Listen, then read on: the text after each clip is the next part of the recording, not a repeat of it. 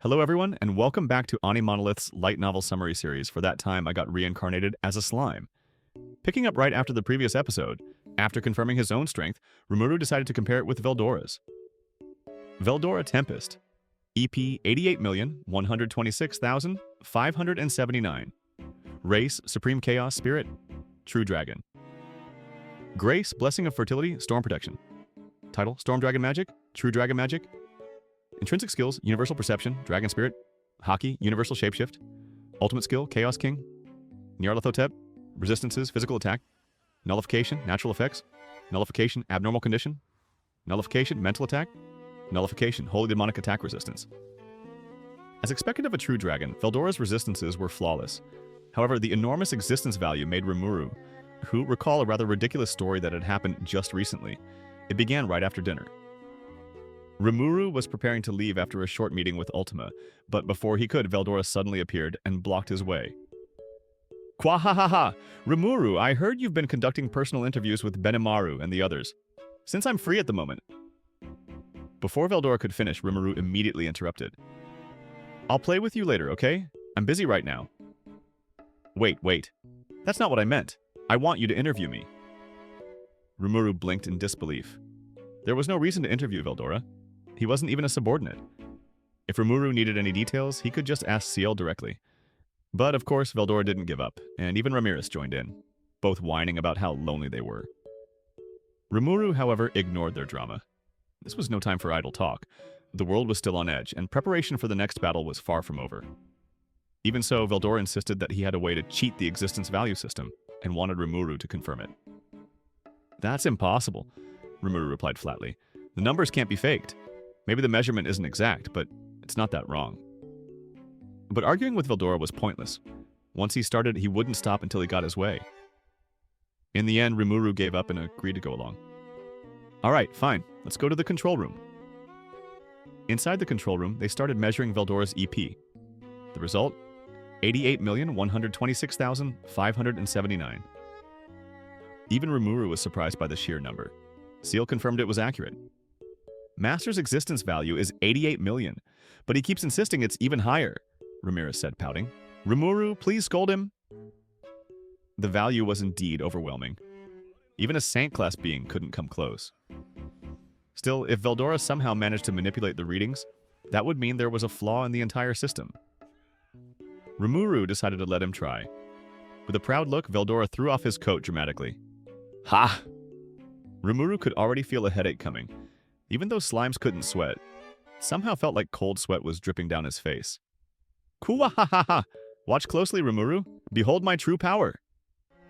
The coat hit the floor with a loud thud, followed by the heavy clatter of the restraints around Veldora's wrists and ankles rolling away. The ground trembled from the impact. Rimuru sighed. Veldora, taking off your clothes won't make your EP increase. Veldora ignored him completely. Measure it again. I'm sure it's doubled now. Ciel's calm voice echoed in Rimuru's mind. There is absolutely no change in the readings. Rimuru looked at the proud dragon with pity. Ramirez, on the other hand, showed no mercy. Still the same 88 million, Master? Veldora froze, turning red. Wait, Rimuru? It didn't go up at all? Are you sure it's not at least a little higher? With a tired sigh, Rimuru explained. EP doesn't measure fighting strength like in manga. It measures energy, not physical power. Realizing his mistake, the mighty storm dragon turned bright red in embarrassment. Rimuru could only look at him with helpless eyes. It was hard to believe that this childish dragon was once feared as a god of destruction. Returning to the present, Rimuru couldn't help but laugh whenever he thought about Veldora's situation. Still, there was no denying that Veldora's magicule count was truly extraordinary. Any attack that wasn't on the level of an ultimate skill would have no effect on him, and even facing him directly would be a nightmare.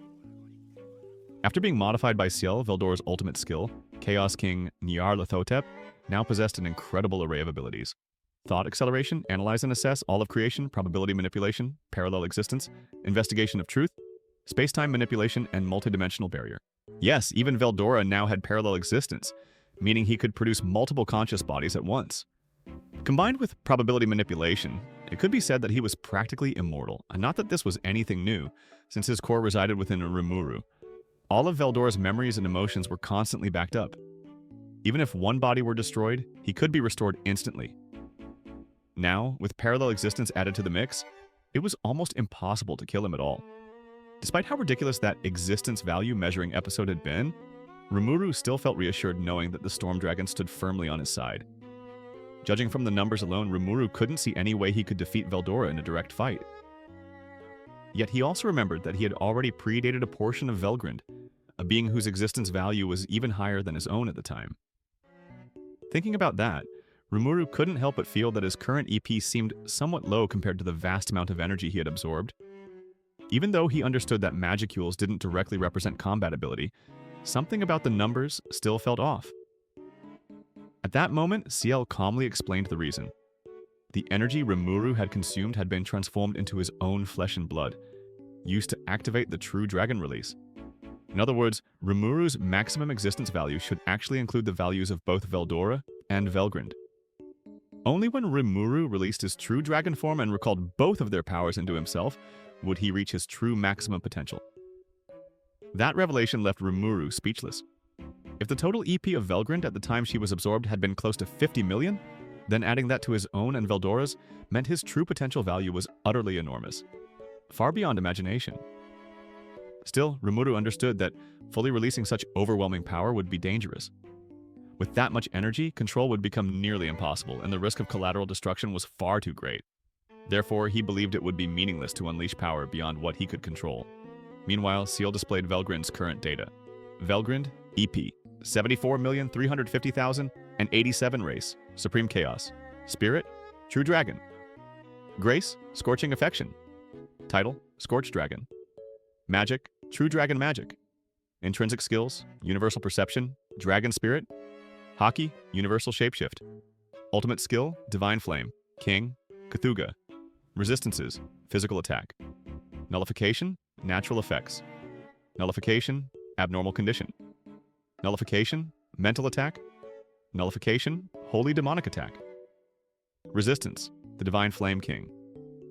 Cthulhu possessed powers such as Thought Acceleration, Thermal Excitation, Parallel Existence, Space-Time Manipulation, Dimensional Leap, and Multidimensional Barrier. Judging by the data, Velgrynd's EP had risen drastically since their battle. It was no longer simple growth, it was evolution. Rimuru assumed she had now mastered all the powers of the Divine Flame King completely. By combining the numbers, Rimuru estimated that his total potential EP, if he were to fully integrate Veldora and Velgrynd, would exceed 173 million, a truly terrifying figure. Still, Rimuru preferred not to think too deeply about it. For now, there were more immediate concerns, such as his meeting with Velgrynd tomorrow. Just imagining it made him uneasy. That fiery dragon was short-tempered, and one careless word could easily ignite a conflict. Rimuru mentally reminded himself to tread very carefully. Before we wrap up this video, let me take a moment to explain a few concepts that have been popping up lately, just so everyone's on the same page. First off, let's talk about all of creation. This ability allows the user to analyze and obtain information about any object, being, or phenomenon in the world, as long as that information isn't being deliberately hidden. The depth of the information depends on how much the user already knows or understands about the subject. In other words, the user must have at least seen or encountered that thing once before. Think of it like Google. You can search for anything, but only if you know what to type into the search bar. Next, let's go over world system type powers. For example, Diablo's World of Temptation, Charybdis' World of Illusion, some others like World of Hell, and Ultima's World of Annihilation. These are unique world abilities found within certain ultimate skills. They're quite rare, but that doesn't necessarily mean they're the most powerful. Some fans see the word world and immediately think it's as overpowered as the world items from Overlord, but that's not actually the case. In truth, world-type powers are just specialized high-tier subskills, and their effective range is limited to a certain area, not the entire planet. The name sounds grand, but it doesn't automatically make the user the strongest. In fact, many top characters like Veldora and Rimuru don't possess any world system powers at all, yet their strength is on an entirely different level.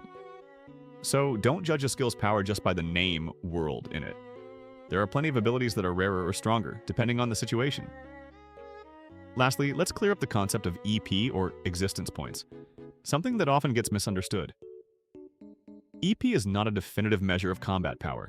It's simply a reference number that combines a character's total Magicules, physical strength, and weapon energy output. It gives a rough estimate of someone's overall strength, but that's it. A person's real power also depends heavily on their skill mastery, ability synergy, and experience. This has been shown several times in the story. For instance, characters with over 10 million EP have still lost to Diablo, who only has around 6 million EP, or how Testarossa, with an EP nearly 10 times lower than Velgryn's parallel existence, can still hold her own against her. So EP is just one of many indicators, not the absolute measure of who's stronger. Hopefully, these clarifications help you understand the concepts and numbers you see a bit better. It's always more fun when you really get how the system works. And that concludes today's video. Thank you for watching. Until next time, see you all in the next episode of AniMonolith.